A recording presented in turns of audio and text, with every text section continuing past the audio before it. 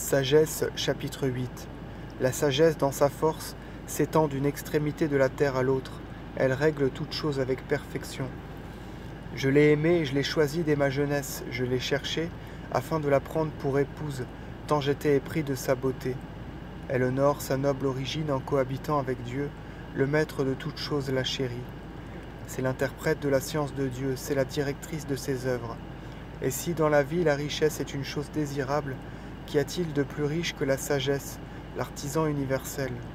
Or, si la sagesse coopère à nos œuvres, qui plus qu'elle parmi les êtres est habile ouvrier? Et si quelqu'un aime la justice, ses vertus sont l'œuvre de la sagesse, car il apprend la modération, la prudence, l'équité, le courage, que rien dans la vie de l'homme ne surpasse en efficacité. Et si quelqu'un désire une grande expérience, la sagesse sait le passé, elle prévoit l'avenir, elle connaît les subtilités du langage et les solutions des problèmes. D'avance, elle connaît les signes et les prodiges, les vicissitudes des saisons et des temps. J'ai donc résolu de la prendre pour épouse, sachant qu'elle ne me conseillerait que le bien, et me consolerait de mes peines et de mes inquiétudes. Par elle, j'aurai gloire parmi les peuples, et honneur parmi les vieillards, malgré ma jeunesse. On me trouvera pénétrant quand je rendrai la justice. Je ferai l'admiration des puissants en paraissant devant eux. Quand je me tairai, ils seront dans l'attente. Quand je parlerai, ils auront les yeux sur moi.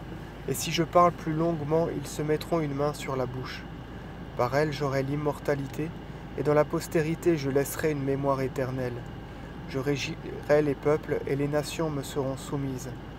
Les rois qui font trembler les hommes, en m'entendant, seront saisis de crainte. Je me montrerai bon envers la multitude, et fort à la guerre. Rentré dans mon palais, je me reposerai avec la sagesse, car son entretien est sans amertume. Son commerce donne non de la douleur, mais du bonheur et de la joie. Après avoir pensé ces choses et songé en mon cœur que l'immortalité est parente de la sagesse, que son amitié est pleine de charme, que des travaux de ses mains naient une richesse inépuisable, que l'on acquiert la prudence dans l'exercice de sa société, et la gloire en devisant avec elle, je l'ai cherchée de toutes parts, afin de la prendre en moi-même.